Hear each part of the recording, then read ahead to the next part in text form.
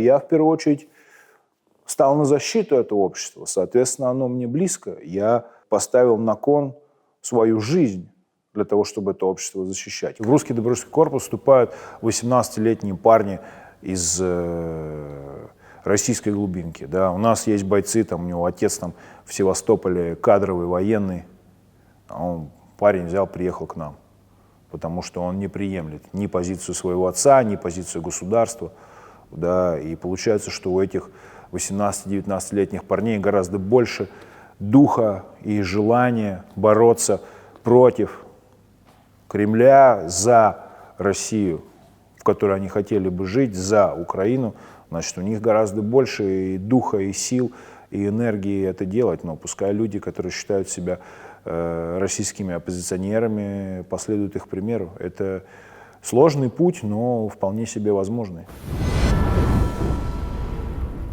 Вітаю вас у нашій програмі. Дуже дякую, що знайшли час. Звісно, хочеться розпочати з найбільш актуальних подій і обговорень, що відбуваються в українському суспільстві. Це так званий мирний план Трампа дефіс Путіна, мабуть. Як ви на нього дивитеся? Що ви читаєте поміж строк? І навіщо Путіну ось саме в такій редакції викладати цей план? Ну, для Российской Федерации очень важно показать или продать какой-то исход текущего положения на фронте как победу.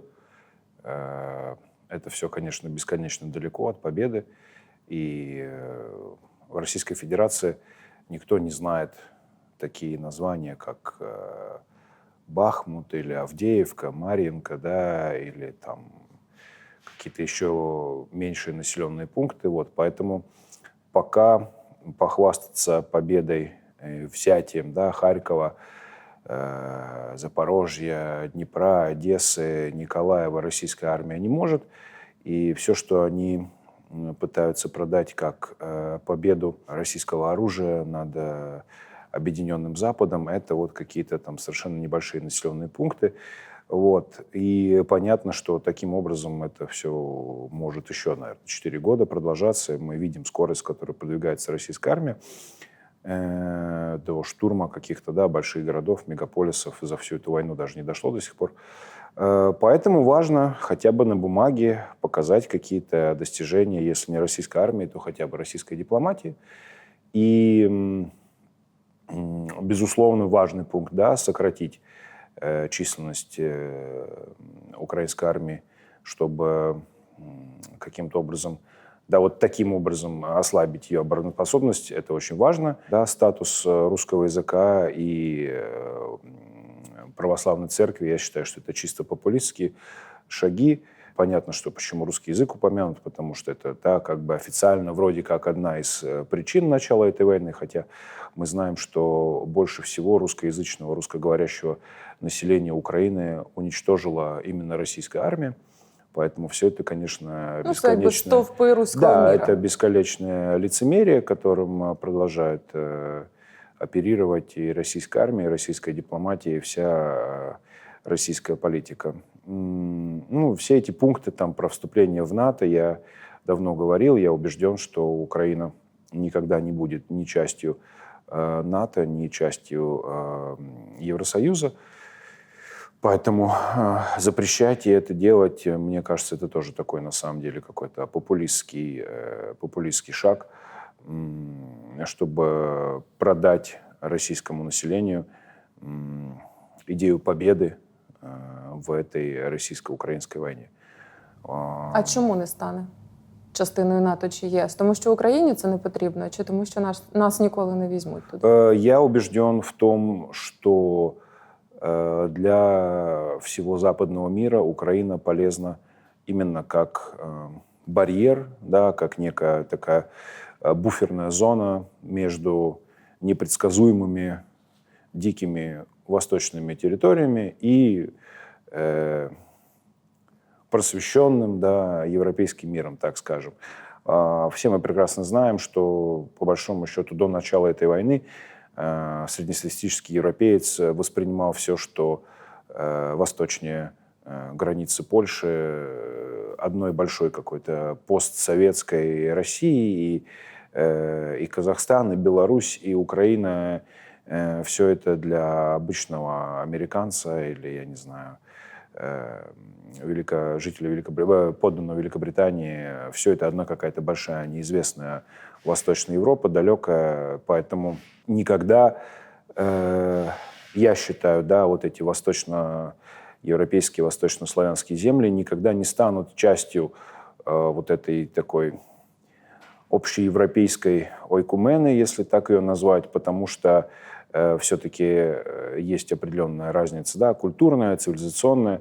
И я уверен, что западный мир воспринимает скорее вот все эти территории постсоветские как некий такой вот барьер между Европой и Азией. И многие ведь американские, европейские политики говорят о том, что будущее России непонятно, будущее России непредсказуемо. Возможно, эта страна распадется на какие-то удельные княжества с ядерными шахтами, да, и что будет, как с ними разговаривать, кто куда захочет эти страны дальше в плане цивилизационном направить. Европейцы, конечно, побаиваются. Да, вот даже сама вот эта вот философия сейчас новой европейской безопасности, концепт новой европейской безопасности, о котором вы наверняка слышали, стена дронов. Да, стена дронов – это то, что хочет построить Евросоюз, отгородиться от, значит, безумной, непредсказуемой России. Это, в принципе, очень такой типичный для западной цивилизации подход. Да, если мы с вами обратимся к самый яркий пример «Игра престолов», да, все, кто знаком с книгой, все, кто знаком с фильмом, знают, что должна была быть построена, и была, по сути дела, построена великая стена, которая защищала миры Вестероса, да, и Севера от диких земель, от белых ходоков, от этих, значит, зомби и чудовищ. Это, в принципе, очень типично для европейского сознания. Да, вал Адриана, которым, по сути, заканчивалась европейская, римская на тот момент цивилизация на Британских островах, или там полоса Маннергейма. Да, какие-то вот все время должны быть барьеры, которые будут отличать наш западный понятный мир от мира внешнего. И, конечно, в этом случае Украина... Как Винтерфелл. Да, это вот замечательный пример того, как целая страна уже 4-й год стоит насмерть, противостоит вот этим всем ордам путинской, всей вот этой, значит, так называемой армии. И мы видим продолжение этой философии вот даже вот в этой идее стены дронов. Да? То есть на дальних подступах, чтобы, не дай бог, враг не проник уже вот, да, непосредственно на территорию Европы, а Украина, да, это вот все-таки вот такой внешний форпост, который должен встретить, значит, врага. И проще гораздо его усилить, как внешнего игрока, нежели иметь Украину уже непосредственно членом Альянса. Тогда, по сути дела, нужно иметь дело с врагом уже на своей территории. А это, видимо, какой-то очень сложный психологический аспект для европейцев, для жителей Запада. То есть некий вот такой изоляционизм, поддерживать союзника, который встал насмерть где-то там у тебя перед твоим порогом, это одна история, да, а уже вот сражаться на своей территории – это совсем другое положение вещей. Поэтому я убежден, что для западного мира Украина навсегда будет внешним неким барьером, буферной территорией, стражем, да, Євросоюзу, но никак не его частью. Ви сказали, що Путіну потрібні перемоги, це очевидно. І, ймовірно, цією перемогою він бачить, тією перемогою, яку можна продати і Заходу також, це є Покровськ, Мирноград і подальші агломерації на Донеччині. Російський добровольчий корпус брав також участь у відбитті наступу на Покровськ. Розкажіть, будь ласка, якою була там саме ваша участь і наскільки у нас є шанси втримати Покровськ? Ну, я каких-то не хотел бы давать больших военных прогнозов. Тому що вони всі негативні. Ну, я просто оттуда, где я нахожусь, я не вижу общей картины, потому что из-за того, что ты сильно концентрируешься на каком-то направлении участке фронта, на котором непосредственно твои подчиненные воюют, ты можешь упустить, да, еще раз говорю, общую картину. Вот не так давно наши товарищи из Нацгвардии сообщили, что территории,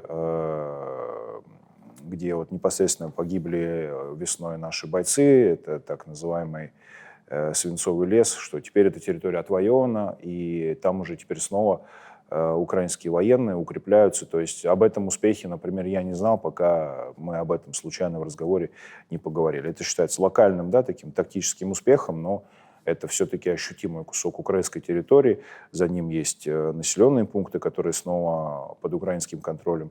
Хотя, например, об этом, может быть, в новостях никто не говорит. Ситуация в Покровске, в чем проблема? Проблема в том, что если до этого все города подобного размера действительно российской армии там стирались в пыль, да, если мы возьмем там ту же Авдеевку, там тот же Часов Яр или какие-то другие населенные пункты, да, или там тот же Волчанск, ну там действительно нету не то, что там ни одного окна, да, или там стекла, там просто нету ни одного целого здания, и цепляться за какие-то руины, оно уже даже там с военной, с тактической точки зрения просто не имеет смысла. Вот. Проблема Покровска в том, что он относительно целый, и там, в принципе, сейчас и ведутся городские бои.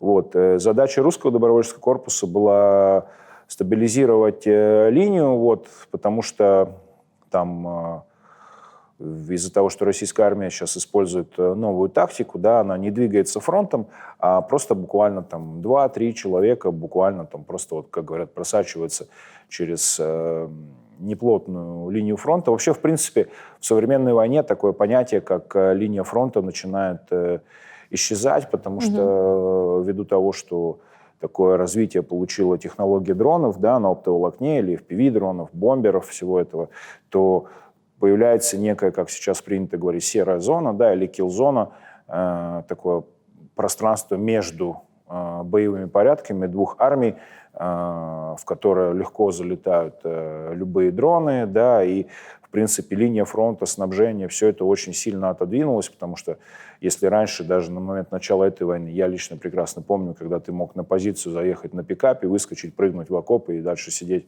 и ждать противника, то сейчас ты это расстояние обязан проходить пешком, потому что любое движение автотранспорта сразу привлекает дроны, его уничтожают там задолго до подхода к линии фронта. И поэтому очень много сгоревших машин, очень много растянутых линий логистики, очень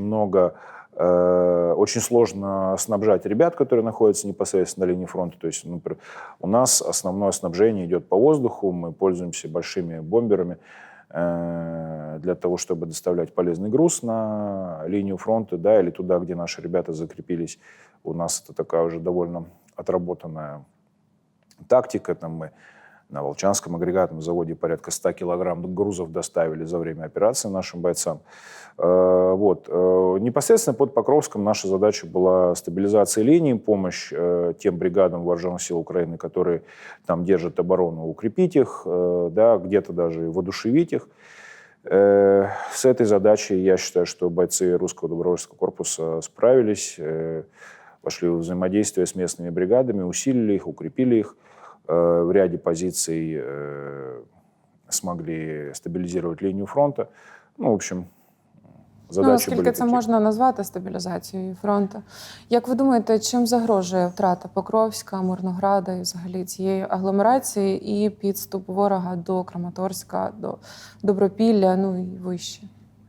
Ну, понятно, что как любая потеря любого населенного пункта, у этого есть, в принципе, два измерения. Да, измерение чисто психологическое, да, когда это воспринимается как поражение, да, локальное, пускай, но все-таки, да, вот над этим населенным пунктом больше реет не флаг Украины, а флаг врага. Конечно, с психологической точки зрения это неприятно, это потеря объективная. С точки зрения военной, стратегической, ну, благо Покровск это не какой-то там, да, узловой мегаполис. Ну, понятно, что это еще одна точка на карте, которая будет находиться под властью врага. Еще раз говорю, плохо то, что он, в отличие от других городов Донецкой области, не был разрушен. И он, по сути дела, может уже стать точкой накопления, да, для дальнейшего продвижения вражеских сил к славянско-краматорской агломерации. Ну, да, безусловно, как вот такой перевалочный пункт, целый город на зиму становится, безусловно, отличным местом для накопления сил, плацдармом, да, для дальнейшого продвижения. А як це діє всередині Росії? Тобто ви сказали, що їм байдуже, як називається цей населений пункт, вони навіть про нього ніколи не знали, але ж все одно ці перемоги продаються. Там просування продається, і в пабліках Z воєнкори пишуть про те, що там знищуємо українську армію. Наскільки ці перемоги дійсно, як то кажуть, people хаває, так? People хавает все, да, если воспользуемся вашей фразой.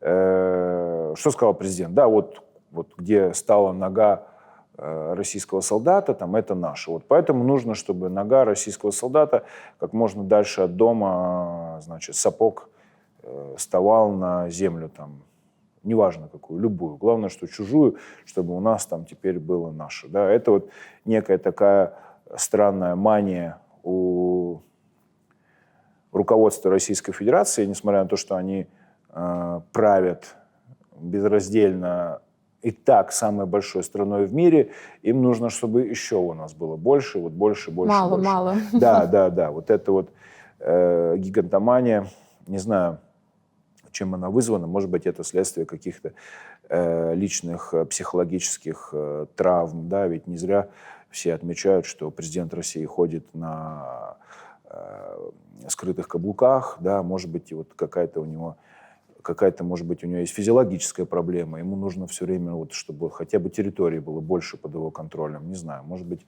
с женщинами у него не клеится. Что-то вот... Ну, це імперіалізм чистої води. Ну... Хоча не чистої. Я згодна. Там намішано багато чого. Это вот какая-то... Ну, Владимир Путин сказал, да, что... И на самом деле эта фраза его очень сильно здорово характеризует, потому что она была явно сказана на эмоциях, и она наверняка очень искренняя, что самая большая геополитическая катастрофа 20 века – это разрушение Советского Союза. Угу. Соответственно, в принципе, причина у этой войны одна единственная. Там защита русскоязычного населения, там наши геополитические интересы, угроза НАТО – это все как бы налет некоего такого оправдания. Но истинная причина этой войны, я считаю, на самом деле одна единственная – это, конечно же, ресентимент, вызванный поражением Советского Союза в холодной войне, и искреннее желание взять реванш, показать Западу, что мы снова империя, мы снова решаем, да, на мировой карте, на карте Европы, мы снова сверхдержава, вы не верите, вот смотрите, вот мы сейчас разрушим там Покровск, вот мы сейчас начнем стрелять по Киеву, мы крутые, вы должны снова нас уважать, заметить, вот. Поэтому с психологической точки зрения я считаю, что это все исключительно эмоция, вызванная желанием доказать всему миру, что мы возьмем реванш за поражение в холодной войне. Поэтому вот я вижу так, что у этой войны на самом деле причины чисто психологические, поэтому вот это измерение психологических побед, да, и поражений, оно очень, очень важно. Вот приросли территориями, вот, мы побеждаем, там, вот, взяли много пленных, смотрите, мы побеждаем, там, убили много людей, вот мы крутые парни. Поэтому потеря территорий, да, поэтому, там, например, операция вооруженных сил Украины в Курске была очень болезненна, очень болезненна. Контрнаступление в Харьковской области, в Херсоне очень болезненно, да, я же считываю постоянно все эти вопли, сопли у военкоров отечественных, значит. Поэтому любые проникновения русского добровольческого корпуса на территорию Российской Федерации, так тоже они вот болезненно это все воспринимают. Потому что все, то, что вот где там отвоевали, это уже должно быть наше навсегда. Да? Ведь вы помните эти плакаты там, «Россия здесь навсегда» в Херсоне, которые там срывали. Вот. И вот это очень, очень для них важно. А як ви думаєте, можливо, в 2025-му, вже 6-му майже році, ось такі операції на кшталт Брянської, Білгородської області, як ви робили в 23-24-му? Я кажу, не такі якісь контрдиверсійні дії, а от такого масштабу, як були. Чисто теоретично зараз. Ну, конечно, возможно. Главное, чтобы в этом был смысл тактический, стратегический и, безусловно, политический тоже. Ну что ж, друзья, русский добровольческий корпус снова совершил невозможное. Мы снова на родине. Доказательства прямо за моей спиной. В который раз мы заходим на территорию России с боями или тихо, это уже не важно. Пламя борьбы разгорается по всей стране. Ждите нас и в вашем населенном пункте. Слава РДК! Ну, я про те, що засоби спостереження зараз трішки краще, ніж у 23-му, 24-му навіть році. Ну, да, безусловно, то, что они теперь к такого рода операциям больше подготовлены, да, это, конечно, усложняет нашу работу. И, в принципе, очень сильно изменилась война из-за того, что в небе теперь роятся там десятки дронов постоянно, да, вот есть хорошее видео поля над Покровском, там, где ну, просто поля, да, потом чуть-чуть под другим углом оператор поворачивает камеру, и да, видно, что все абсолютно блестит из-за лесок оптоволокна. Вот. Поэтому с этой точки зрения, конечно, какие-то незаметные передвижения, даже там в глубине километров, там, не знаю, там 10 от линии фронта, это теперь становится чем-то очень-очень сложным. А тоді, коли ви заходили, вже ви багато в своїх інтерв'ю розповідали, але одного я не почула, що важливо. Тоді, коли були всі ці операції, заходи на територію Російської Федерації, ми, українці, трішки наївно були дуже такі піднесені, що, мовляв, вау, це було дуже класно інформаційно, чесно. Які були ваші очікування з точки зору російського населення? Тобто, знаючи російську людину, ви знали, що вони не підуть за вами, що вони не вступлять зараз же у ваші лави? Чи ви все-таки сподівалися, що ви там людей також піднімете і наберете? Ну, смотрите, вот каждый заезд добровольцев в русский добровольческий корпус, я стараюсь делать такую определенную выборку.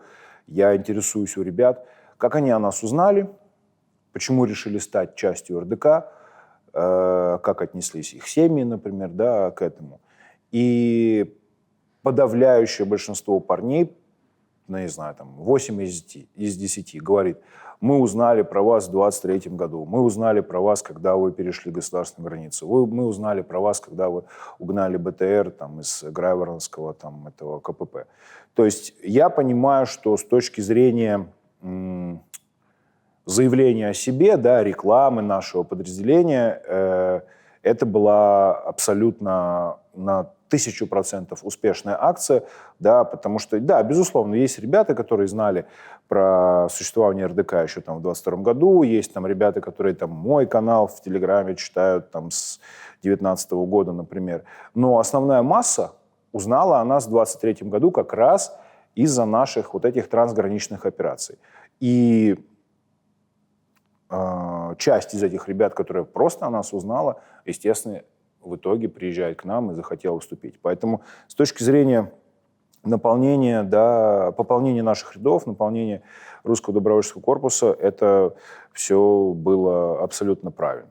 Наша задача была в том, чтобы вывесить флаг, да, для тех людей, которые не согласны с режимом Путина, но они даже не знают, к чему приложить свои усилия, да, к чему приложить свою энергию или, может быть, там, финансы. Да, кто-то, кто там просто донатил на вооруженные силы Украины, тайком после этого начал посылать деньги нам.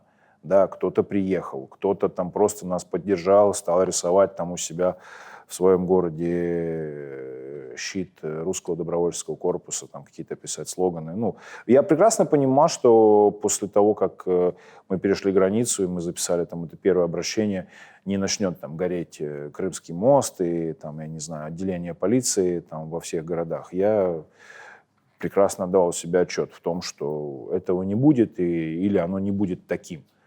Я это себе прекрасно понимал. Но для очень большого количества людей этот знак, да, наш стал заметен, и они стали частью РДК. Поэтому с этой точки зрения это однозначно была успішна історія. А коли почали низка палаючих воєнкоматів в Росії, був такий час, зараз вже не так. Що це було? Це були ми, чи це були поодинокі якісь протести? Это было все. Ну, понятно, что это было в основном в начале войны, и там в сентябре, когда началась там у них частичная так называемая могилизация. Ну, были наши соратники, которые делали это и потом приезжали в РДК. Были просто неравнодушные люди, были люди, которые против войны.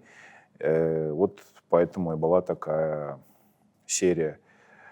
Ну, понятно, что это скорее такой импульс эмоциональный у людей. Ну, потому что я же говорю, да, вот любую силу, если ее не структурировать, она просто выгорает, и все. Давайте выйдем на улицу, давайте покричим, давайте постоим, давайте что-то сделаем. Ну, давайте подожжем военкомат, там, хоть как, да. Причем все эти поджоги военкоматов, ну, я не помню там истории, чтобы там дотла он сгорел. Обычно это все заканчивалось там поджогом там, первого этажа там, или части фасада, вот. Хочу запитати про російську опозицію. Тому що ті, хто воюють в Україні, називають себе російською опозицією, справжньою російською опозицією. Ті, хто за кордоном, якимось чином називають себе російською опозицією. Але, по суті, ті люди, які колишні там російські політики і так далі, так і не змогли сформувати отакий сильний кістяк російської опозиції, попри те, що могло бути і є якесь західне сильне фінансування. Чому, на вашу думку? Навіть в Білорусі вже та Тихановська теж є. В Росії немає такого лідера. Навальна не стала таким лідером. Чому? Я убежден, что для подавляющего большинства российских оппозиционеров, ну, я имею в виду, да, их вот непосредственную верхушку, борьба против российской власти, против российского режима, она не является самоцелью. Их задача просто в том, чтобы проникнуть в какие-то властные структуры, да, то есть, в принципе, вот получить свое место у кормушки. И понятно, что путем каких-то, да, простых демократических выборов это невозможно, да, в России уже там 25 лет нет никаких выборов, поэтому кто-то из них пытается там через улицу, да, прийти, вот выводя там людей на улицу, кто-то через вот эти вот там расследования, да, кто-то благодаря там своей деятельности в интернете, вот этим видео, да, тоже пытается какой-то вот собрать паству, собрать какое-то число последователей. Ну, я даже, в принципе, знаю, да, как выглядит их условный план на будущее. То есть они просто будут ждать, пока Путин каким-то образом не уйдет, не знаю, там, умрет он по болезни, там, пропадет куда-то, кто-то там, не знаю, даст ему по голове табакеркой, как в русской политической традиции принято. Вот. И в этот момент эти люди просто выйдут и скажут, ну, мы вот тоже часть там российской власти или там российского общества. Вот у меня там 10 миллионов просмотров видео моего в интернете, или вот у нас там, я не знаю, там в Твиттере там 100 тысяч подписчиков, мы тоже вот кого-то представляем, дайте нам место в новой постпутинской власти, мы будем посредником между вот нашей аудиторией и вот современной там российской властью. То есть эти люди представляют свое политическое будущее в России таким образом. Я в это не верю. Я считаю, что российская власть никогда в жизни не подвинется чтобы впустить в себя какие-то вот, значит, новые чужеродные элементы, российская власть будет намертво держаться за свои кресла, за свои посты. Будь то Путін чи хтось інший? Конечно, конечно. Потому что российское общество и структура власти таким образом выстроены, что потеря властных полномочий будет неразрывно связана с потерей собственности. То есть пока я сын или генерал ФСБ или член правительства или там даже, я не знаю, полковник в системе МВД, у меня дача, машина, квартира, откаты, любовница, там, я не знаю, бизнес, все. Вот. Все, что мне дает возможность мое положение властное, да, я везде буду получать откаты в долях, крышевать и так далее, и так далее. И все будут об этом знать, но из-за того, что я, не знаю, там, сын прокурора или, там, не знаю, губернатор, да, или там, член Совета Федерации, понятно, что ко мне никто не подойдет, не подкопается. Как только я теряю своего покровителя или свое положение, я становлюсь абсолютно беззащитен, и тогда все папки достаются, и поехали. Так, что там у тебя нажито незаконным путем? А, ты там квартиру за 100 миллионов рублей оформил на жену, у тебя жена, я не знаю, там безработная, а у тебя зарплата официальная, там, не знаю, в $5000. Да? Ну, понятно, что это не трудовые доходы.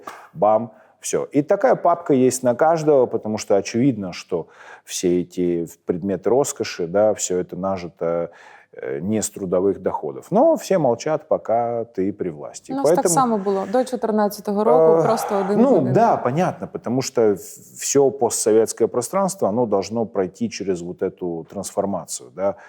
Я просто говорил уже не раз, что я считаю, что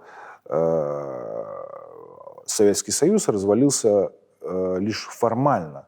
Да, Москва осталась центром силы, везде остались прежние люди, системы остались прежние. Мы даже по армии это видим, да, что по российской, что по украинской до 2014 года.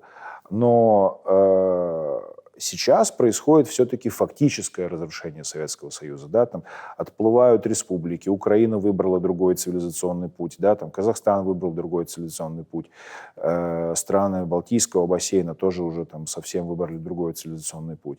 Да, и Москва теряет непосредственно влияние, да, на всем постсоветском пространстве, плюс там все это геополитические турбулентности. Но в самой России, наоборот, да, там идет реванш Советского Союза. Мы это видим, там, в этом году было установлено 40 или 30 памятников Иосифу Сталину. Да? И в Крыму також. Вот если бы вы сказали кому-то, там, не знаю, в 2010 году, жителю Москвы там, да, или, в принципе, жителю России, что через 15 лет в России опять начнут устанавливать памятники Сталину. И люди бы покрутили пальцем у виска, сказали, что это за бред вообще, это никому не нужно, никому не интересно. Да? То есть вроде бы разваливался Советский Союз, и все вот это вот наследие осуждалось, да, стали говорить вслух о репрессиях, о кровавом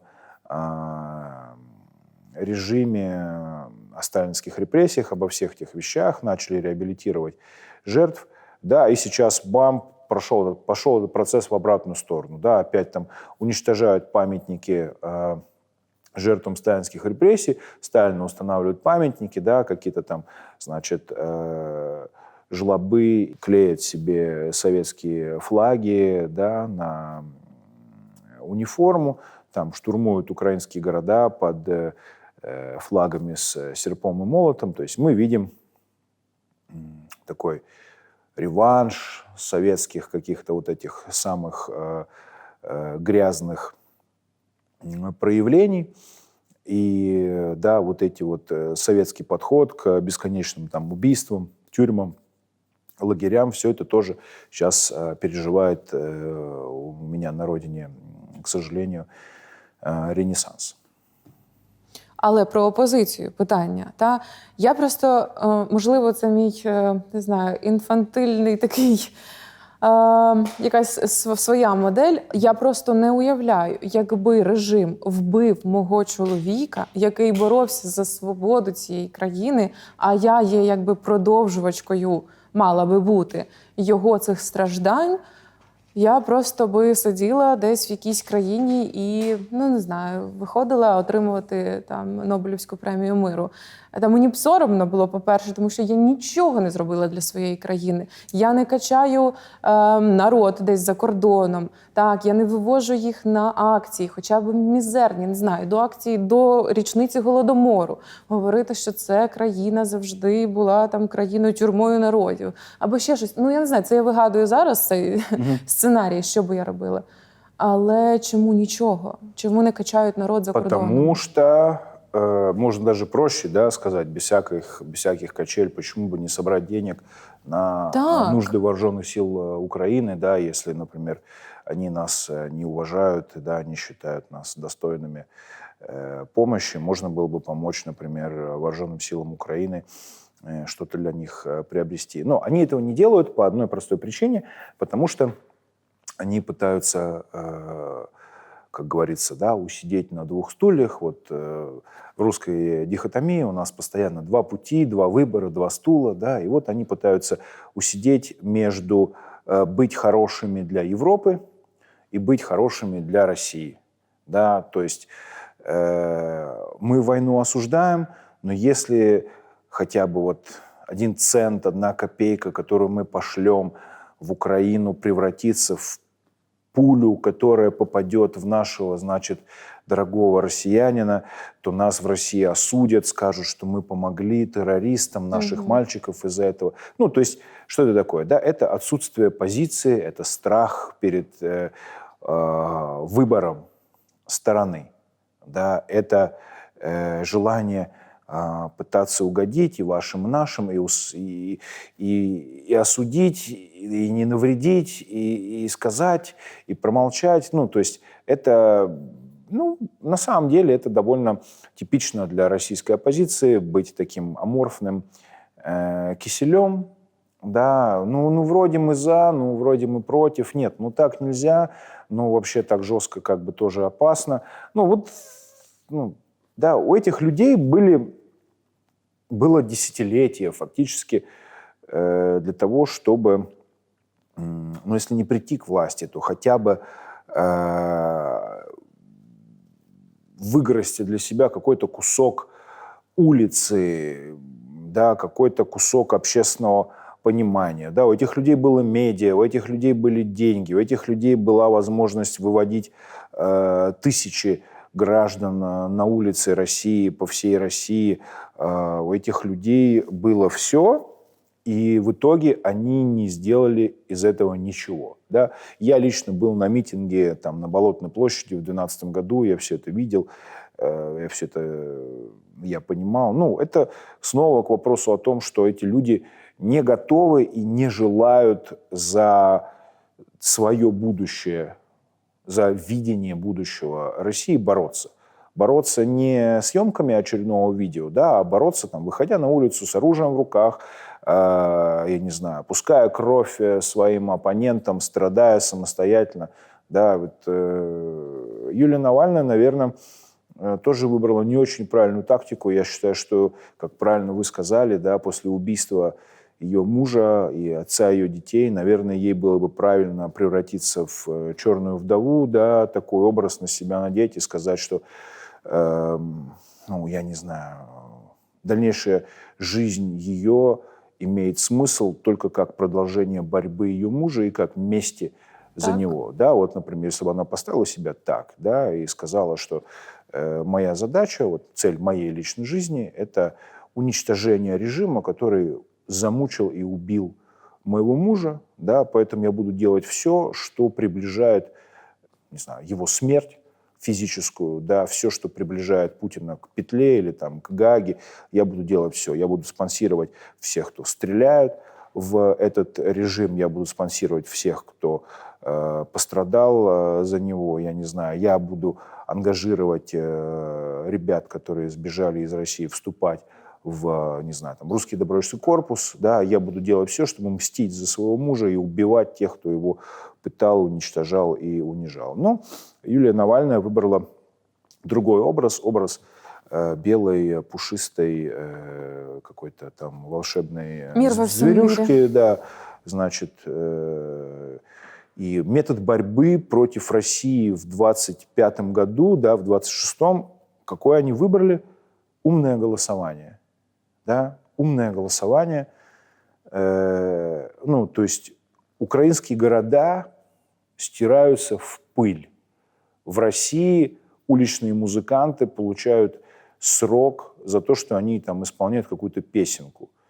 То есть о каком умном голосовании вообще можно говорить? Да? То есть в чем смысл этого заявления? Расписаться в собственной, не знаю, там, слабости, да?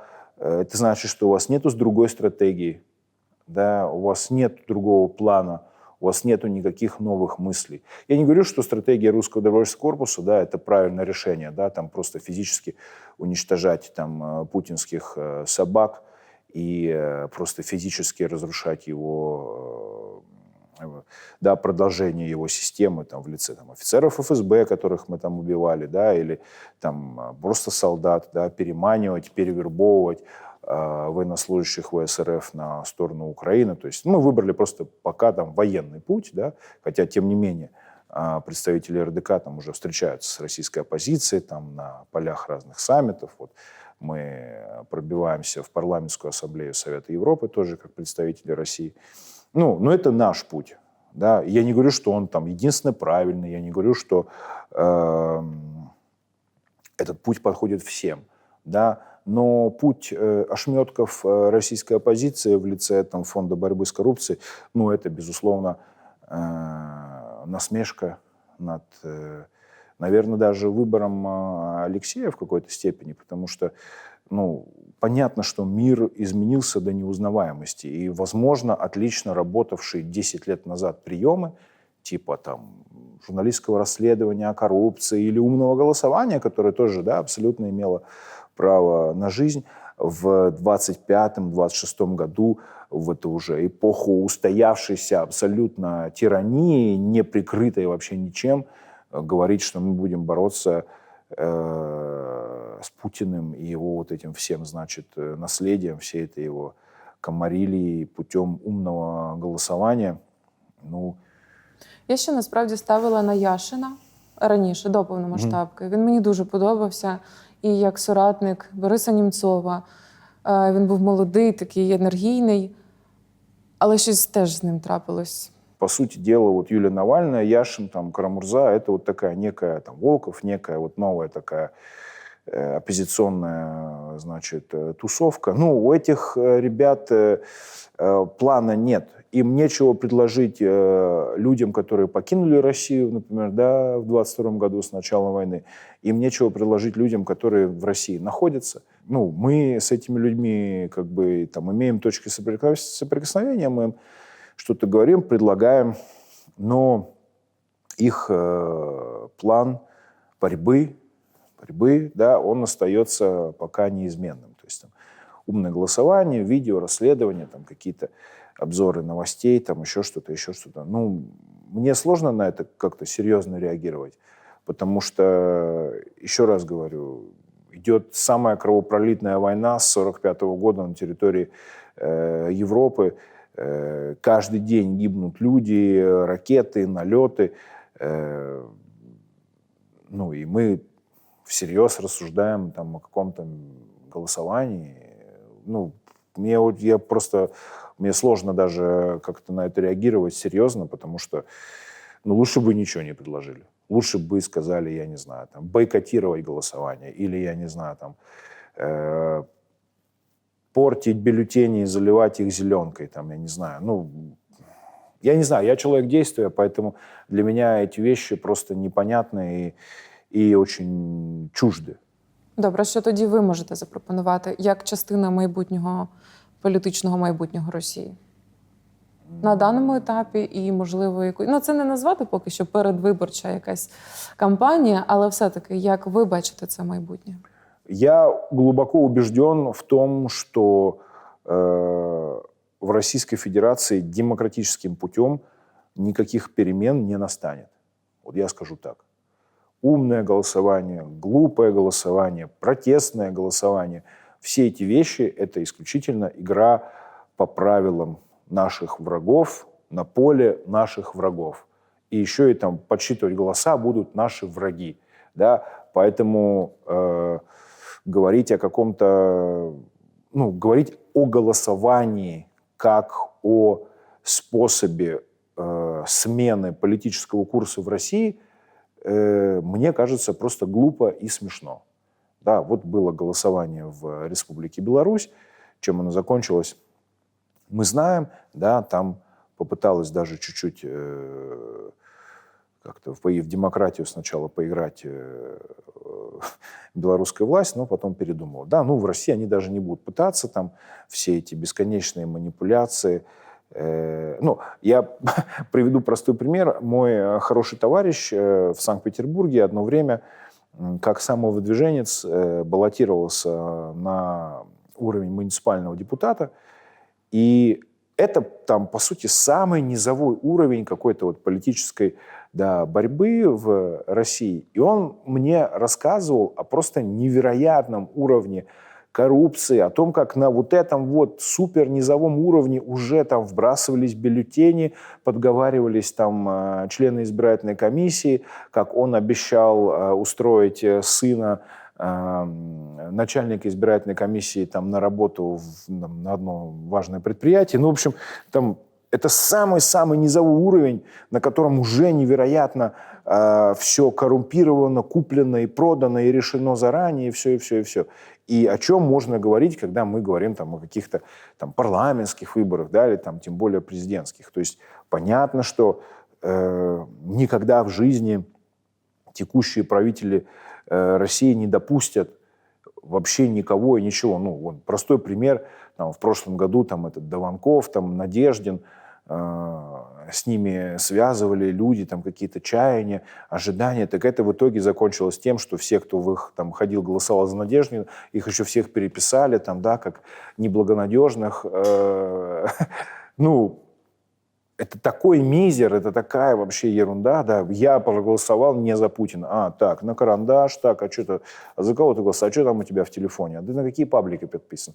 Вот так. Так і те їх вивели просто, щоб показати, що це якась там опозиція. Поэтому, в принципе, говорить о каких-то демократических путях, там, смены власти, о каком-то голосовании, не знаю, о каких-то даже там митингах, если это все лишено аспектом насилия, да, откровенного, крови, стрельбы, там, перевернутых машин там, полиции. Да, если этого нет, если этого не будет, никаких изменений не будет в принципе. За всю свою карьеру Владимир Владимирович Путин только 2 раза общался с представителями какого-то протестного движения, да, бунтарями. Это были командиры Вагнера после Марша справедливости. Это были представители хулиганских околофутбольных структур в 2010 году после беспорядков на Манежной площади. Что это говорит о Владимире Путине как о правителе? Это говорит о нем абсолютно однозначно то, что он понимает и уважает только силу. Только людей, которые вышли, да, и там начали, значит, в случае 2010 года там, избивать представителей столичного ОМОНа. Да, я был среди этих людей, я прекрасно помню изнутри эту ситуацию. Шрам звідти? Да. И, соответственно, в случае с Пригожиным, да, но это были откровенно военизированные формирования, которые просто там уже стреляли во все стороны, и с ними тоже пришлось находить общий язык. Да. Ни с Навальным, ни представителем какой-то другой оппозиции, никогда он за стол не садился, потому что он их не воспринимает как угрозу. Соответственно, с ними не о чем разговаривать. С ними будут разговаривать дубинки московского ОМОНа или там, не знаю, яд, которым там что-нибудь опять обмажут ФСБшные там какие-то собаки. Але куди поділися? Куди поділися ці бунтарі? Куди подівся Ультрас? Куди поділись ті, хто слухав ДДТ, там, «Машину времени»? Ну, в общем, ті, хто вважав себе от таким протестуючим проти режиму і несправедливості. Куди вони? Невже таких людей можна... На одного из них вы смотрите прямо сейчас, да, другой тоже у вас присутствует в студии. Вот ресурсы, к сожалению, они почти всегда имеют свойство кончаться, да, они ограничены. Там, людской ресурс, он не бесконечен, да, там какой-то экономический, он не бесконечен. Равно также и не бесконечен ресурс эмоциональный. Да, вот мы возьмем с вами начало этой войны, как в Украине относились к этой войне, да, как каждый помогал, как каждый доставал из кармана там, последнюю копейку, кидал ее на фронт, верим в вооруженные силы Украины, байрактары, все, русский военный корабль, сейчас всех победим, там, туда-сюда. Да. Вот это настроение, вот оно сохранилось там где-то там, наверное, не знаю, до конца 22 года примерно. Да. И потом оно резко пошло на спад. И мы с вами видим, что сейчас в украинском обществе настроения совсем другие. Все кислые, да, все там уже скорее бы оно закончилось, хоть как, хоть чем. То есть если раньше мы говорили о том, что мы там все, заходим в Крым, бомбим Москву, там все-все-все, то сейчас уже однозначно у населения совсем другие чаяния, да, совсем другие настроения. Другое дело, что и в Российской Федерации, да, там тоже они за 3 дня уже тут всех захватывали, и все, там и Киев, и Львов уже там, значит, и мне там писали, спрашивали, куда я побегу, когда российская армия будет стоять подо Львовом. Ресурс вот этот вот эмоциональный, он тоже имеет свойство, безусловно, заканчиваться. Тоже люди не могут постоянно находиться на вот каком-то вот таком, на пике, постоянно испытывают желание бороться, сражаться, да, жертвовать, рисковать. И когда люди находятся, да, в таком каком-то предреволюционном, условно, состоянии, настроении, они не могут в этом состоянии находиться все время.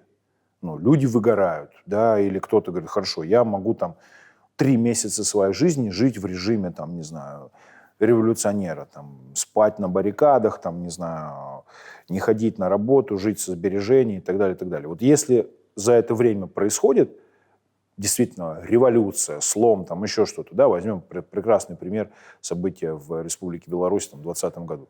Все, бурлила страна, там, не знаю, 10% населения вышло на улицу, 20% их поддерживали.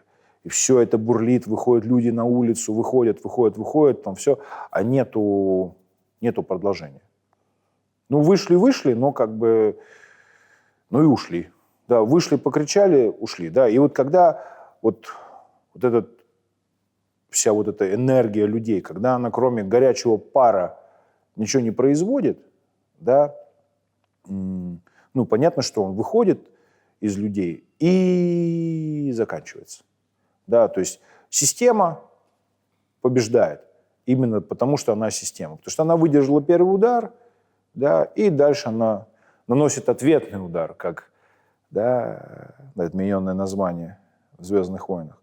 Вот если этот первый удар не был для нее сокрушительный, да, если люди там на каких-то позициях не закрепились, вот белорусы, там, они, например, не додумались там, захватывать административные здания, как это сделали участники революции достоинства. Да, захватили одно административное здание, сделали его там центром сопротивления, туда больше людей приезжает, как-то структурируется протест.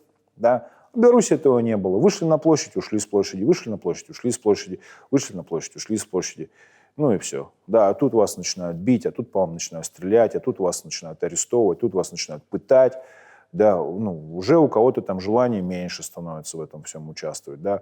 И, ну, вот так оно и происходит. И то же самое было в России. В 2014 году на русском марше по улице бегали парни, кричали «Слава Украине!» там, с красно-черными флагами. Ну, неужели эти люди не могли стать базой антироссийского, антипутинского сопротивления, да, поддержки Украины? Конечно, могли.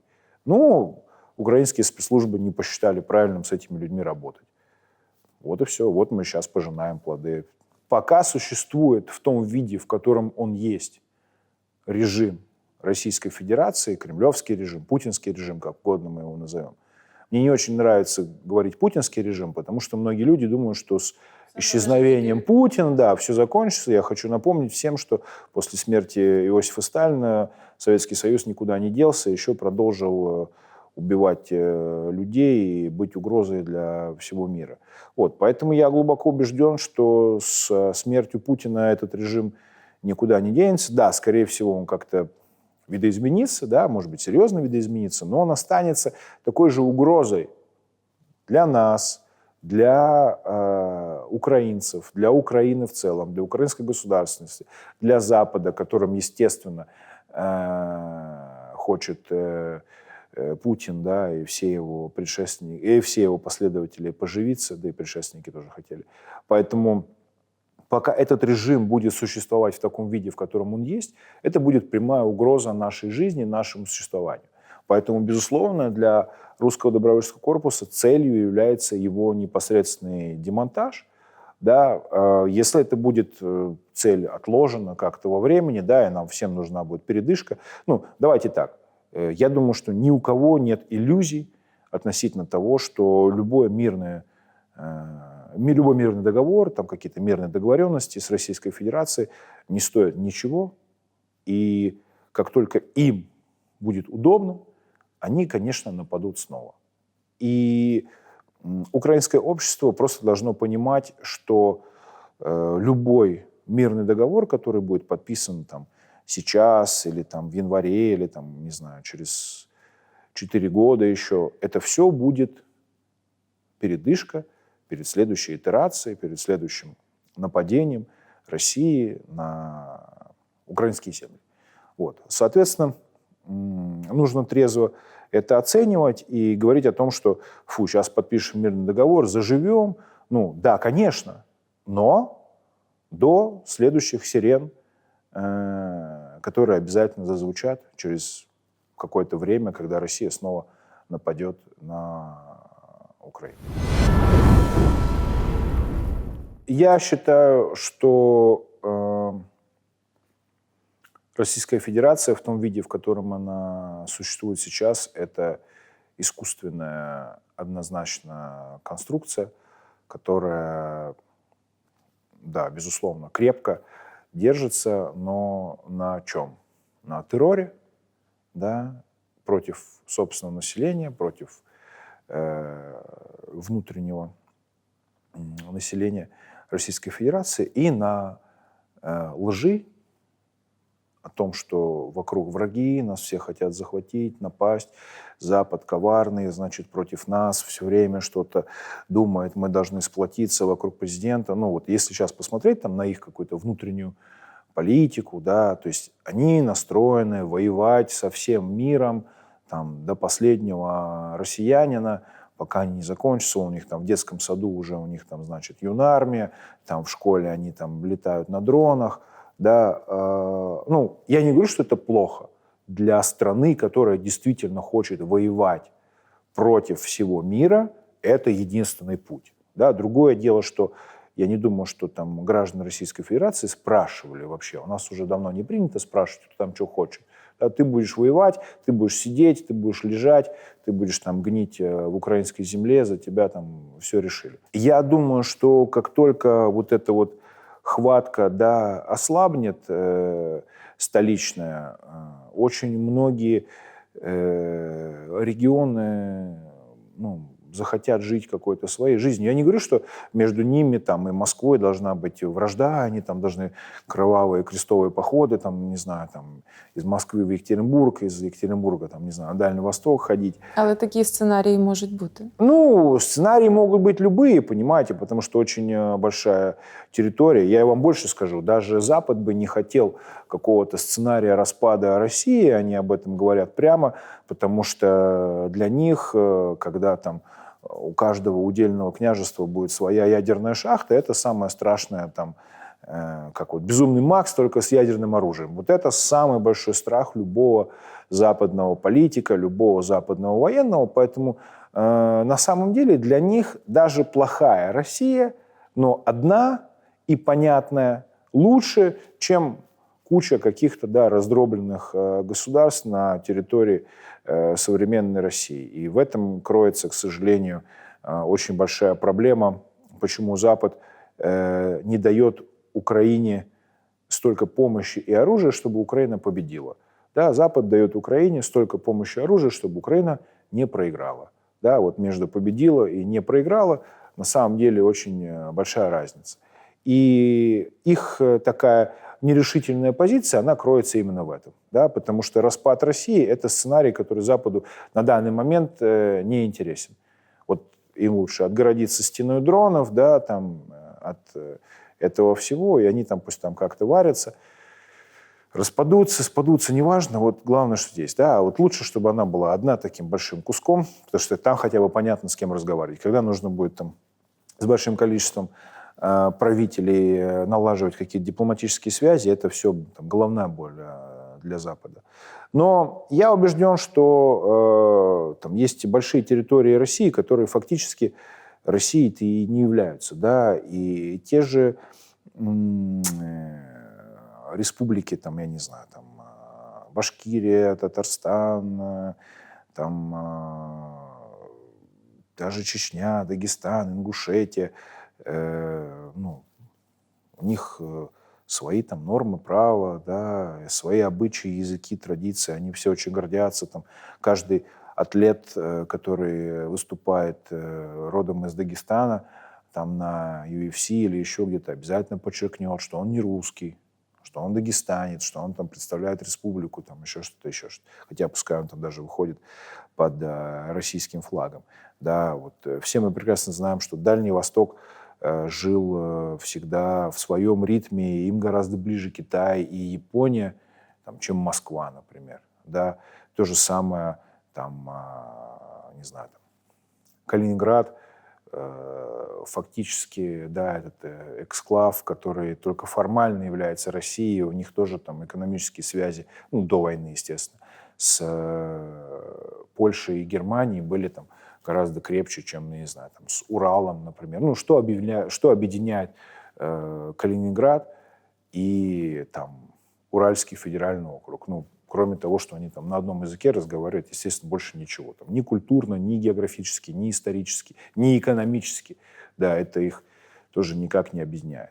Да, и мы прекрасно понимаем, что там европейская территория России – это одна история, да, Урал – это другая история, Сибирь – это третья история, Дальний Восток – это четвертая история, там, Поволжье – там, это какая-то пятая история, да. И, ну, говорить о том, что это какая-то там, не знаю, единая, гомогенная территория, ну, просто глупо. И, ну, я считаю, что на добровольных началах все это должно так и существовать. Возможно, будет какая-то конфедерация, да, никто ни с кем не воюет, да, есть некое там содружество государств, которые между собой решают, каким образом им взаимодействовать и сосуществовать. Да, возможно, это будет действительно территория каких-то отдельных государств. Ну, я уже говорил давно, если мне нужно будет взять визу, чтобы отправиться, там, я не знаю, в Санкт-Петербург, пускай даже, да, и это будет единственная там проблема или препятствие, чтобы попасть, там, не знаю, в Ленинградскую область. Но в обмен на это все будут жить нормально и уважать друг друга, и спокойно развиваться и расцветать. Ну, почему нет? Я в этом проблемы не вижу. Да. Але у вашій ідеї, наскільки я зрозуміла, от така чиста етнічна Росія. Що це таке? Поясніть. Я знаю, як ви ставитеся до різних національностей, зокрема кавказьких національностей, так, до представників ЛГБТ-спільноти. Це, ну, ви самі називаєте себе правими радикалами. І ідеологію правих радикалів можна почитати, ми не будемо їх зараз переказувати. Але ж це утопія. Люди різні, і вам треба буде з ними жити. І якщо ви про політичну кар'єру говорите, толерувати це, мабуть.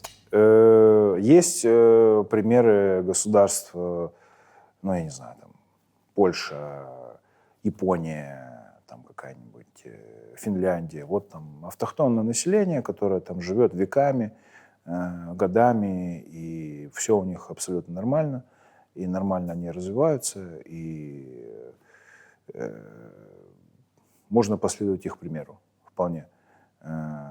Когда мы говорим, да, вообще там об этничности, моноэтничности, там, полиэтничности, речь идет о чем? О том, чтобы вместе сосуществовали представители наиболее близких культур, конфессий, да, и там, безусловно, этносов. Понятно, что там, не знаю, там, поляк, немец и украинец уживутся между собой, я все-таки убежден, да, потому что они христиане, потому что они европейцы, потому что они разделяют единый, да, какой-то культурный фундамент, уживутся между собой гораздо лучше, чем, там, я не знаю, туарек, представитель коренных народов США и, например, тот же поляк. Да.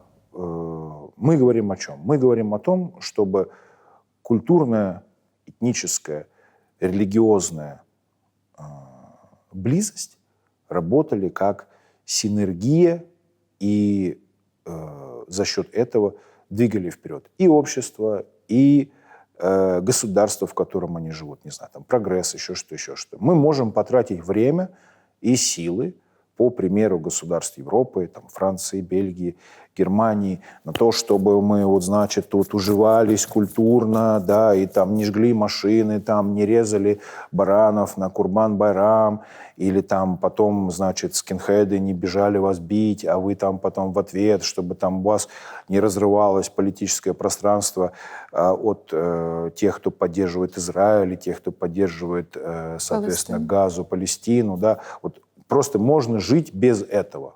Можно на это не тратить ресурс, да, силы, время, не погружать страну в пучину каких-то, вот, значит, политических, социальных, религиозных, постоянных напряженностей. Да. Вот можно просто посмотреть на то, как это не работает, и сделать наоборот. Вот просто этого не делать. Можно ставить какие-то культурные рамки. Да, ты хочешь жить в нашей стране, это накладывает на тебя определенные культурные, возможно, религиозные, да, социальные там, обязательства. Да. Ты не можешь мыть ноги в фонтане, например, да, или там, ты не можешь свистеть вслед девушке, которая идет по улице одна, например. Да. И вот если ты готов на эти культурные рамки, да, мы рады тебя приветствовать в нашей стране. Ты можешь вполне себе стать частью нашего культурного фона, вписаться там как угодно. Ты готов вписываться? Или ты хочешь навязывать нам свое видение мира, свое видение отношений между полами, религиями? Вот мы как будем существовать? Да? То есть мы заключаем с тобой, как с гражданином другой страны, этноса, да, как носителем другой религии, или политических взглядов, да, социальный договор. Ты хочешь стать частью нашего общества, ты хочешь здесь, я не знаю, там, получать социальную помощь, или построить бизнес, или построить семью. Мы не против, но есть рамки. О, а в мене є контраргумент. Да. А якби Україна сказала наші правила, що тут всі говорять українською, РДК би цими правилами погоджувалась би на ці правила? Я думаю, що тобто ви готові адаптовуватися під суспільство, в якому ви живете? Да, безусловно. Я, в первую очередь, стал на защиту этого общества. Соответственно, оно мне близко. Я поставил на кон свою жизнь для того, чтобы это общество защищать. Конечно, это дает мне определенные привилегии. Да? Там, и как военному, и как иностранному добровольцу. В этом плане я думаю, что это справедливо. Безусловно, в РДК есть ребята, которые являются там, этническими украинцами, с украинскими корнями. Они там быстрее, чем я, начинают говорить на украинском. Да? Просто ну, я себя где-то чувствую не очень комфортно, когда я пытаюсь что-то сказать на украинском языке. Але ви можете говорити трохи? Ну, я... Скорее нет, чем да. Я прекрасно понимаю, да, я же прекрасно понимаю вас. Да. Просто в моем случае это аспект, может быть, даже серьезности того, что я говорю, потому что через призму моего смешного московского акцента украинские слова звучат недостаточно убедительно, и просто люди больше отвлекаются, да, на ошибки моего произношения, нежели на то, что я непосредственно говорю. Но в целом, опять-таки, живя здесь с 2017 года, я считаю, что я довольно нормально вписался, да, в украинское общество. Я тут не устраиваю пляски в присядку там, на Майдане, не бегаю с российским флагом здесь, да, не пытаюсь какие-то там пророссийские толкать нарративы. Да. Есть мое собственное убеждение, в которое я верю, да, безотносительно того, нахожусь я в Германии там, или в России, или там, в Украине, но да, какие-то там нарративы непосредственно там, проросійські я, естественно, в Україну з собою не принес. Чому я сказала за мову? Не тому, що всі мають зараз одразу, тим більше іноземні добровольці, говорити українською, але це про якісь загальні правила, якби Україна їх поставила. Але наразі Україна їх не поставить. І чому? Тут зараз піде про радикальний націоналізм. І ми навіть в 2025 році поки не можемо визначити, як на мене, свою національну ідею. Ідею, яка би підходила всьому суспільству. Я не знаю, мабуть, це також утопія і нереально. У нас націоналістичні лідери, політичні чи військові, більшості політичні, що я хочу сказати, вони не отримували ніколи величезну підтримку під час виборів. В парламенті це ніколи не була монобільшість. Ідеї націоналізму, тим більше радикального націоналізму, в Україні чомусь не мають великої всеохопної підтримки. Добре це чи погано, не знаю, розсудить історія. Але все одно є групи, які сповідують і пропагують цей націоналізм. Просто коли ми говоримо про радикальний, чи навіть трішечки говоримо про правий, не дай Боже, то це викликає страх у суспільства, яке хоче жити все-таки за ліберальними якимись правилами, хоче робити один хлопець пропозицію іншому хлопцю на Майдані Незалежності і такі інші речі. І тому я й сказала, що читаючи чи дивлячись ваші інтерв'ю про цю таку монолітну етнічну Росію, мені здається, що це дуже важко буде зробити, нереально зробити. І плюс до того, ось як же ж позиціонує себе «Свобода Росії». Так? У них набагато ліберальніші погляди. Те, що говорить Цезар, воно подобається багатьом людям за кордону, тому що мені після нашого інтерв'ю писали люди за кордону, що, мовляв, ого, які він речі говорить, вони підходять для російських лібералів, для людей, які бояться цього радикального націоналізму. І воно так і є. І тому, якщо ставити на шальки терезів лідера з радикальним націоналізмом, з такими правильними, правими поглядами, і людина, яка пропонує людям трішечки слабший режим і більше вольностей, я думаю, люди виберуть другий варіант. Що скажете? Я никогда не ставил целью всем понравиться. Да. Это как раз отличительная черта Легиона Свободы России – быть удобными. Да. Они там у себя на странице поздравляют мусульман с Курбан-Байрамом, потом они получают от Евангелической церкви там, Литвы, по-моему, какую-то помощь, да, потом они поздравляют всех там с Рождеством, потом еще что. Ну вот как бы за все хорошее, против всего плохого. Вот этот путь – это путь российской оппозиции. Угу. Вот, поэтому у них ничего не получается и никогда ничего не получится. И очень жаль, что Легион Свободы России тоже выбрал этот путь, потому что я считаю, что время мягких решений прошло. Да? Сейчас мы живем в эпоху борьбы кровавой. И человек, который является там центристом, на мой взгляд, это человек без позиции, без политических взглядов. Я как все. да, а вот наш путь, да, конечно, он тернистый, да, конечно, он сложный. В эпоху войн, в эпоху героев, я считаю, что люди все-таки выбирают фигуры сильные, пускай противоречивые, да, но какие-то все-таки яркие, обрамленные какой-то позицией. Левой, правой, не знаю, там, радикальной или там более умеренной. Ну, мне просто это не близко, да, быть вот там, плыть там по центру, как-то вот не быть каким-то... Ну, не знаю, мне просто, я же говорю, об их позиции судить сложно, когда я говорю, я вижу, что в рамках одного движения вы там и вашим, и нашим, да, вы там и за мусульман, и за православных, и за католиков, и за хороших, и за умеренных, там, и Россия, чтобы не развалилась, и вот здесь, и там. Ну, конечно, кому-то эта позиция понравится, безусловно.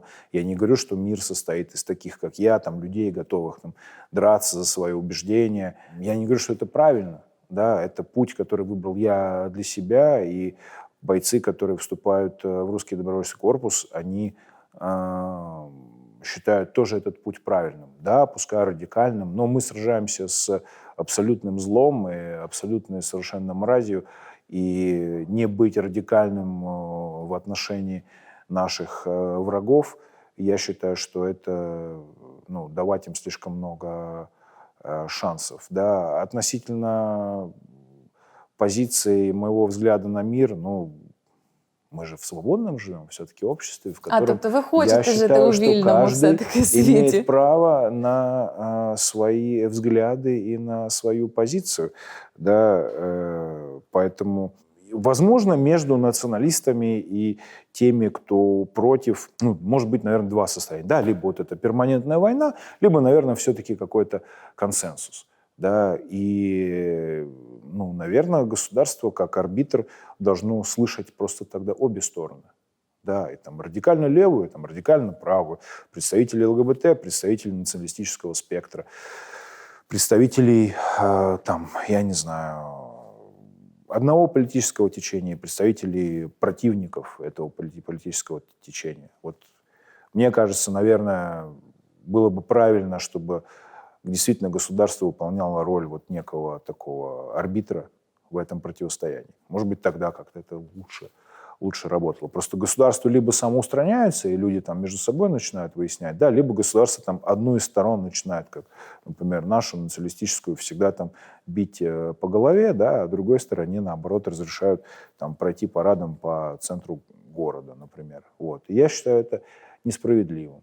И поэтому эти напряжения, они продолжаются. Плюс, опять-таки, государство очень сильно подвержено каким-то тоже влияниям, тенденциям. Да, если там в 2020 году было принято там кричать за БЛМ, то в 2025 году уже все делают вид, что этого никогда не было. Там и люди не целовали ботинки афроамериканцам на улице, да, там какого-нибудь американского города, и не хоронили этого уличного торговца наркотиками в золотом гробу, то сейчас, это я про Джорджа Флойда, и сейчас как-то все уже делают вид, что вообще этого не было, это все морок. И, то есть вот этот мировой маятник там и влево и вправо качается постоянно. Есть люди, которые являются просто конъюнктурщиками, да, которые ловят эту волну, а есть люди, которые обладают все-таки набором каких-то важных личностных установок, для которых там это неприемлемо. Причем неважно, куда качнулся маятник. Модно это сейчас или не модно. Да? Вот я представитель как раз вот таких вот сил, которые выбрали путь для себя и шагают по нему уже много лет. Щоб завершити нашу розмову, мабуть, теж дуже важливе запитання щодо зараз, мабуть, править той, хто має силу. І ми це бачимо, переживаючи ці історичні часи, рахуються з тими, у кого є сила, мають владу, у кого є сила, фізична чи політична і так далі. Ви виросли в цих поняттях, мабуть, з самого маличку, юності, так, і от зараз отак воюєте. Ця сила, ця агресія, вона дуже потрібна під час війни. Я хочу, щоб мене захищали сильні, агресивні убивці, так? Але що робити з цією агресією, коли вона повертається до тебе обличчям і повертається в мирне життя? Як ви вважаєте?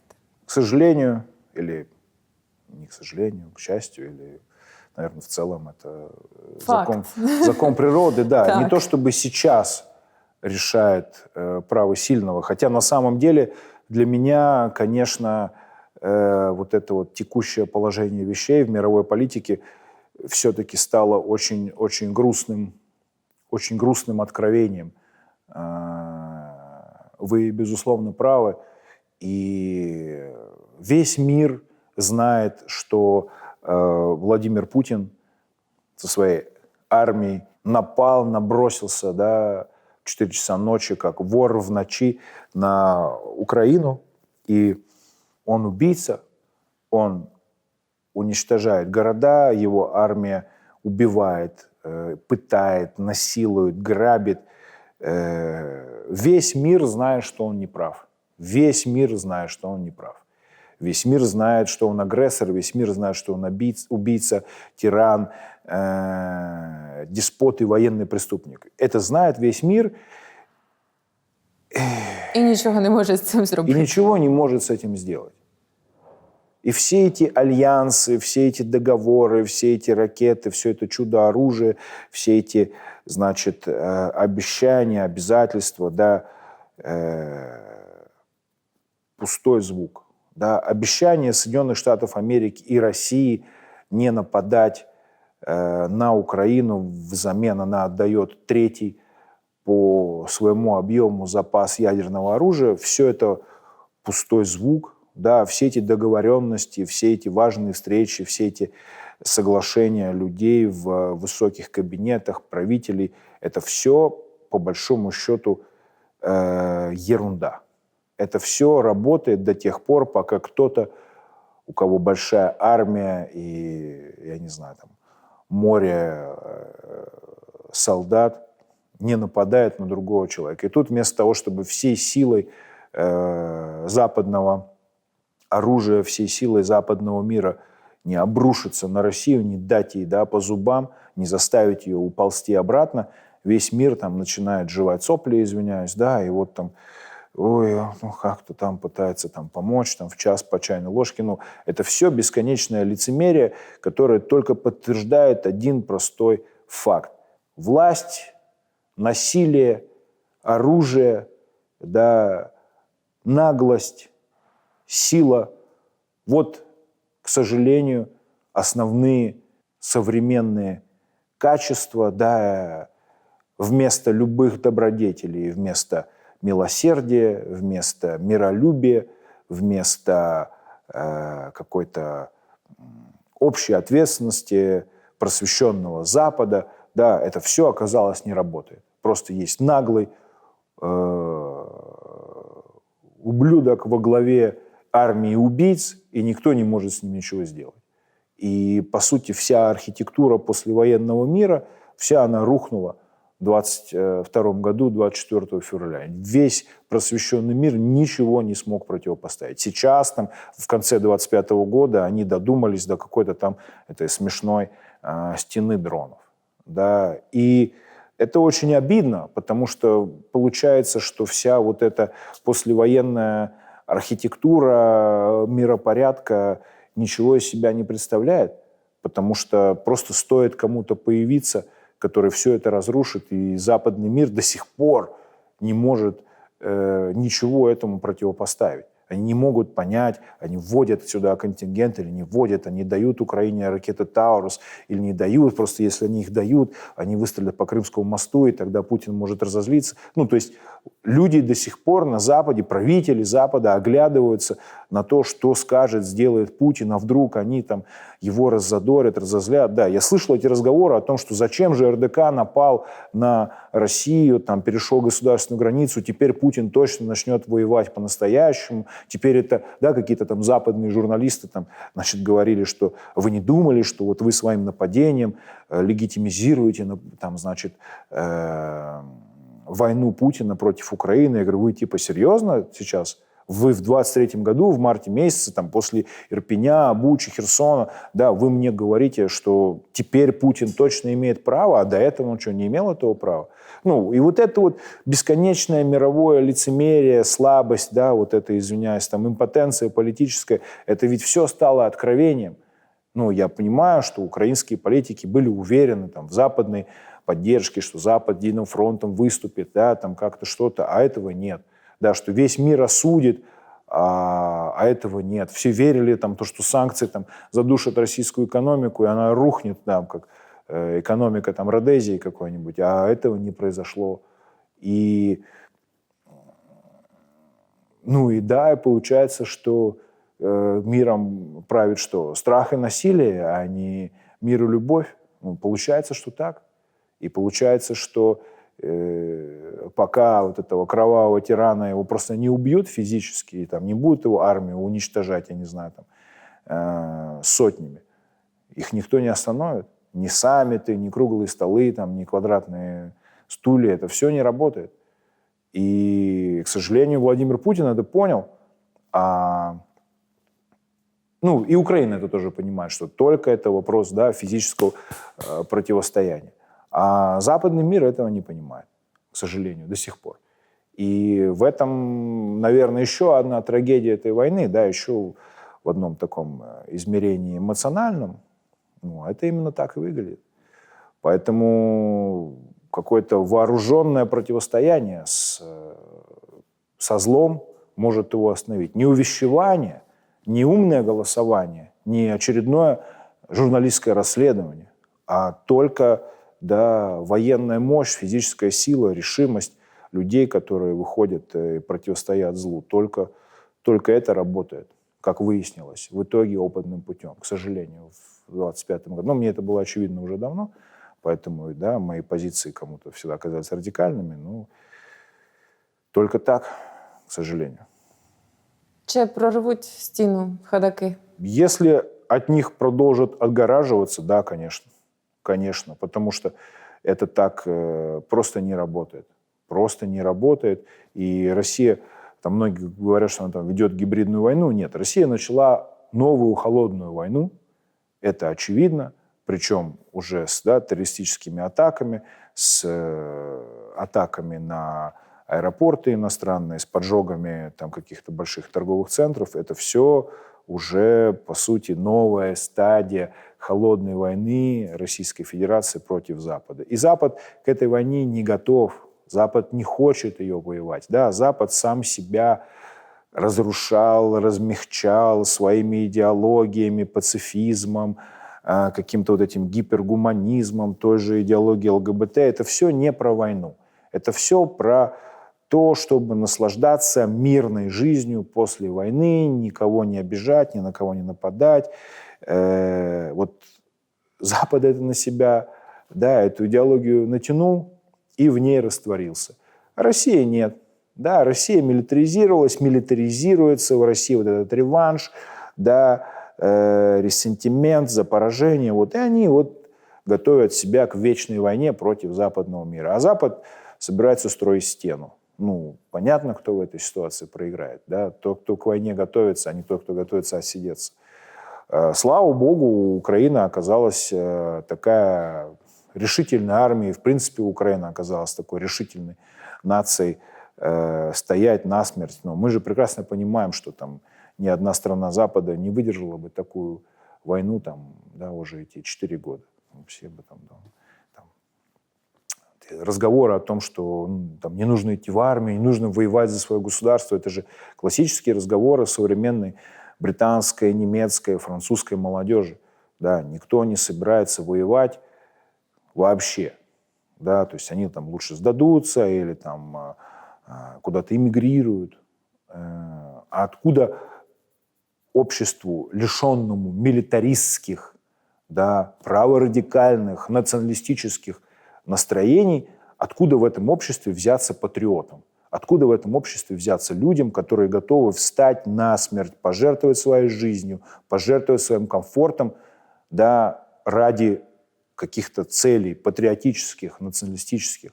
Откуда взяться таким людям, откуда взяться таким настроением, если государство такие настроения вымывает? Если государство говорит, что мы все должны наслаждаться жизнью, мы все должны наслаждаться, там, не знаю, друг другом, да, никто ни с кем не должен драться, да, там, никто никого не должен булить, там, ущемлять, прижимать, все туда. Если что, приедет полиция. Ну, вот вам простое следствие. Да. Почему в России запретили ЛГБТ? Я убежден исключительно по одной простой причине, да, это символическое противостояние идеологии, да, Запад, который погряз в гедонизме, вот в этом постоянном наслаждении жизнью, во всех вот этих вот, значит, пороках, и мы, да, чистые, честные, правильные, сильные, вот мы идем, шагаем, там все это уничтожить. Это находит отклик, на самом деле, в западной среде, в том числе националистической и патриотической, да, там достаточно людей, которые недовольны курсами своих государств. И для них Россия, конечно, это все вранье, это продукт пропаганды, но они смотрят на Россию как на страну, которая принесет в их там Швецию, Германию христианские ценности, да, какую-то там, значит, праведность, там, не знаю, чистоту, да. И это говорит о том, что в западных обществах назрела серьезная проблема.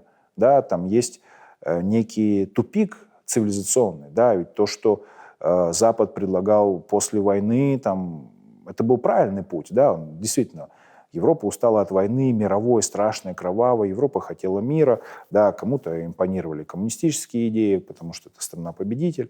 Да, но это время прошло, и Россия снова воюет. А Запад оказался не готов идеологически, в первую очередь. Але це не означає, воєнно. що в Росії стало менше ЛГБТ тільки тому, що там заборонили цю ідеологію. Конечно. Просто вони стали приховані. Это все загоняет этих людей просто в нелегальное, в маргинальное положение. Понятно, что это не вопрос какого-то там изменения там, государственного курса и так далее. Я помню прекрасно, как Россия поворачивалась лицом к Западу там, после 1999 года максимально. Все мечтали снимать кино, как в Европе, снимать клипы и там, делать музыку, как в Европе. Да, и Россия действительно становилась частью вот этого большого европейского сообщества. Да. Но в какой-то момент этот курс резко изменился, да, когда Путин понял, что он хочет не дружить со всем миром, да, а воевать, когда он понял, что он хочет, чтобы его там воспринимали не как равного, а как гегемона, да, возможно, он снова захотел стать жандармом Европы, да, он понял, что все, вот в этом есть слабость западного общества, да, вот можно сыграть на этом, можно сыграть на настроениях каких-то, да, вот таких ура-патриотов в России, там, да, ну, в России можно было там движение ЛГБТ не запрещать официально, потому что там, ну, гей-парадов в Москве и так не было. Ну, то что было... Тому що вони не виходили, бо вони знають, що будуть Да, это было, ну, это але было я не всегда. хочу, щоб так в моїй країні було, розумієте? Типу, це ж вічна дискусія правих і лібералів, що можна, що не можна, які свободи, чи які мають бути правила, вони вічно будуть, бо такі люди будуть вічно. Просто я проти того, щоб бити людей за сексуальну орієнтацію. Я с вами абсолютно в этом плане согласен. Единственное, что я скажу, я считаю, что период войны, да, период каких-то социальных катастроф, период вызовов для любого государства – это время сильных людей. Сильных физически, сильных эмоционально, ментально. И государство должно, если, конечно, оно хочет выиграть, если ему важно, да, непосредственно самую государственность сохранить, я считаю, что в такой период государство обязано сильных людей еще сильнее, да, поддерживать и избавляться от любых слабостей. На время, на период войны, до победы. Вот нужно сконцентрироваться на всем, что государство его бойцов усиливает. Не вносит раскол, не размывает, не ослабляет. Да. В конечном итоге важно, чтобы было максимальное количество людей, готовых держать в руках оружие, готовых убивать и погибать за эту страну. И когда, я прекрасно помню, я там мониторю там тот же там и Киев Прайд, еще что-то, когда начинается война, и эти организации устраивают выезд сторонников своего там политического течения за границу, а не мобилизуют их для того, чтобы они там встали на защиту Киева, Харькова и так далее, и так далее. Для меня это очень показательно. Когда я призываю в эту страну добровольцев приезжать ее защищать, а они организуют там туры в Венгрію, щоб вони скоріше відсюди уїхали, ну, для мене це дуже показательно. Але ж це не тільки геїв стосується. Он куча гетеросексуальних чоловіків сидять, ховаються і вже 3-4 роки. Ви мене я ж кажу, це просто вічна буде просто те люди, о которых вы сказали, да, гетеросексуальные мужчины, которые вместо того, чтобы пойти на фронт, прячутся, я считаю, что это тоже аспект, где государство могло доработать, да, где государство могло заняться патриотическим воспитанием, понимаете, а государство этого не сделало. Да, возможно, где-то нужно было поднажать и сказать, что, слушай, помимо всех возможных видов свобод, было бы еще здорово, если бы ты там пошел в спортивный зал, там, да, почитал про историю Украины, почитал про то, что там Российская Федерация – это наш враг исторический, да, чтобы ты был ментально готов, чтобы ты был физически готов, да. И государство тоже этого где-то не сделало. Поэтому мы не будем говорить о том, что во всем там виновато какое-то течение, да, политическое или там чей-то выбор какой-то сексуальной ориентации. Государство тоже должно в этом играть роль, понимаете? Ну, понятно, что есть еще там определенная ментальность, да, когда мы видим, что там в нищей России какая-то там мамка или жена выталкивает своего мужа или сына на войну, да, чтобы там живой или мертвый, он принес наконец уже денег в эту семью. Да, для нее вот это аспект номер один. А украинская, например, там, мама или супруга, наоборот, своего там, мужа или сына там, держит, не дает, там, переворачивает бус ТЦК, чтобы там сыночка, корзиночка, значит, остался дома. Тут понятно, да, что это еще аспект именно какой-то вот ментальности, да, и воспитания. Но, понимаете, куча примеров, когда там парни справляют свое там 18-19-летие на Азовстале, да, или в Мариуполе, или там прыгают в вертолеты, летят, чтобы там спасать своих товарищей в окруженные какие-то города, или даже как вот недавно на Покровске тоже парни прыгают в вертолеты и участвуют в невероятно опасной операции, и тем не менее, да, десант этот проходит, и парни вступают в бой. То есть есть вот такие примеры, да, а есть те, кто там рискует жизнью, ну, чтобы там переплыть через Тису, например, да, и вот что в голове было у одного и второго, как воспитывали одного и второго, где в судьбе одного и второго какую роль сыграла идеология, какую роль сыграло государство, да, его собственные родители, а их что воспитывало. То есть вот эти все моменты, они на самом деле важны. Я же говорю, здорово, когда в мирное время у тебя есть возможность выбрать любую идеологию, выбрать любую, там, не знаю, политическое течение, направление. А я буду таким, нет, я буду таким, я буду левым, я буду правым, я буду там синим, я буду красным. Да, но в момент, когда над страной нависла угроза государственности, я считаю, что если ты свое будущее как-то с этой страной все-таки связываешь, то ты обязан стать на ее защиту в той или иной форме. Да, ты либо на фронте, либо ты помогаешь фронту. Я это вижу так. Я это вижу так, и все бойцы РДК для себя тоже выбор однозначно сделали.